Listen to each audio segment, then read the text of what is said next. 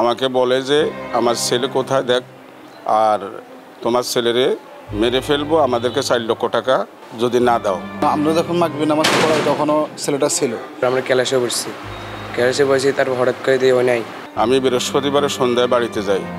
শুক্রবার সন্ধ্যা 7:02 অজ্ঞাত স্থান থেকে আমার কাছে একটা ফোন আসে। আমাকে বলে যে আমার ছেলে কোথায় দেখ, আর তোমার ছেলেরে মেরে ফেলবো, আমাদেরকে 4 লক্ষ টাকা যদি না দাও, এবং প্রশাসনের কোনো শরণাপন্ন হওয়ার চেষ্টা করিও না। তখন আমি সাথে সাথে থানায় শরণাপন্ন হই। প্রথমে মাদ্রাসা আসি, দেখি আমার ছেলে নাই।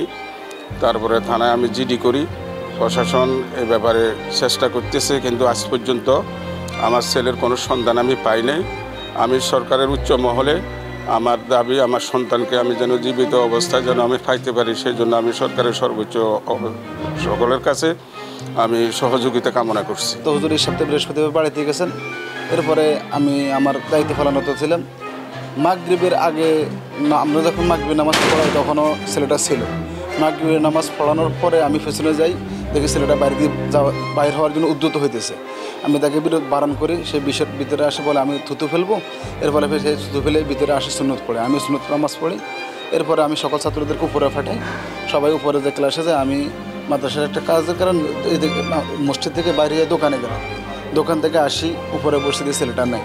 আর এইটা ওইটা না, কাপড় ধোয়ার একটাই সলিউশন, চাকা অল ইন ওয়ান। আমরা মাগরিব নামাজ পড়ছি, একসাথে উপরে আসছি। তারপর আমরা ক্লাসে বসছি, তারপর হঠাৎ করে দিয়ে নাই। তারপর হুজুরকে বলছি, তারপর বজুরকে কল দিয়েছে, বজুর কল দেন না। তারপর একটু পরে বজুর কল দিয়ে বলে আমার ছেলে না, আমার ছেলেকে কে নিয়ে গেছে। গত শুক্রবার থেকে আমাদের সাথী ভাই বোরহানকে পাওয়া যাচ্ছে না।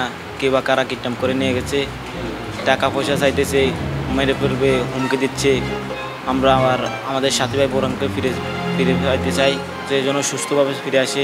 প্রশাসনের কাছে আমাদের একটাই আবদার যে তারা যেন অতি দ্রুত আমাদের ছাত্র বোরহানকে অতি দ্রুত আমাদের মাঝে ফিরিয়ে আনার জন্য আপ্যায়ন চেষ্টা করে। এই অভিযোগটা আমরা পেয়েছি, পাওয়ার পর থেকে আমার সদর থানার ওসি, আমার সার্কেল অফিসার তারাও কাজ করছে। আমরা অপহরণের ব্যাপারটাও শুনেছি, এবং পাশাপাশি মুক্তিপণ চাওয়ার ব্যাপারটাও শুনেছি। আমরা প্রত্যেকটা দিক খতিয়ে দেখছি, পাশাপাশি কোনো এনবিটি আছে কিনা, তাদের সাথে জায়গা জমি সংক্রান্ত কোনো বিরোধ আছে কিনা, অন্য কোনো সমস্যা আছে কিনা, সব কিছু গুছিয়ে আমরা তদন্ত করে আমরা আশা করছি আমরা অচিরে বাচ্চাটাকে উদ্ধার করতে পারবো, এবং আমরা আপনাদেরকে ফ্রুটফুল একটা সমাধান দিতে পারবো।